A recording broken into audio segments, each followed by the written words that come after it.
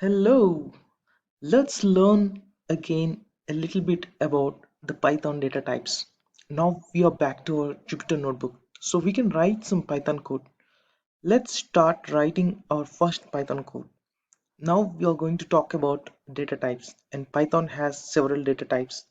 Now I am going to list them out for you, and then we are going to talk about each one individually first. We have something called int, and you see right away it just highlighted in green, and we also have another data type called float. And if you remember our earlier lectures, we have already discussed it about int is a number without a decimal point and float is a number with a decimal point. Apart from this, we also have a few other data types, which is called bool, which stands for boolean. We also have str, which stands for string. We also have list list. We also have tuple. We also have set. We also have a dictionary, which is represented as dict in the Jupyter notebook or in any other IDE platforms. Now, what are these? These are basically data types, right?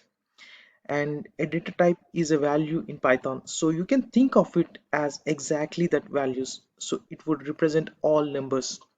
For example, string will represent all letters, and a program is simply instructions that tell a computer what to do. And what does that mean? It's all about storing information or a data type and modifying that information. We are taking actions on these data types. So the two crucial steps, one is that, well, we have these data types that we need to understand that exist in any language, and then we need to learn how we can manipulate the data and then create, store, read, change, remove this data from the machine. Now, these data types are called fundamental data types in Python.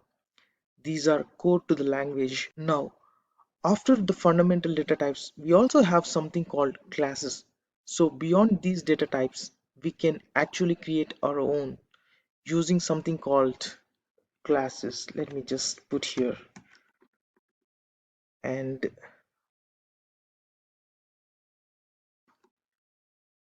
again, something we are going to learn about our own custom types. We also have something called specialized data types. And these data types are not built into Python, but they are just special packages and modules that we can use from libraries. Now, again, this is a topic that we will cover later, but these are, you can think of it as extra boosts. Whatever, we don't have a data type that we want in standard Python package, and maybe we don't want to create our own custom types. These are specialized data types that we can use from what we called modules.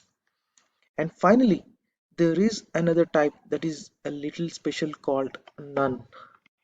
Let me just put here. And you can see it's been highlighted, which means it means something in the language. None, as the name suggests, means nothing. It's kind of like the idea of zero in math. It's the absence of value. It's simply nothing. And you will see why this is important in programming later on. So these are our data types that we are going to talk, and we are going to use it in our language. Now, we are going to start with fundamental data types, which are nice and simple for us to get through.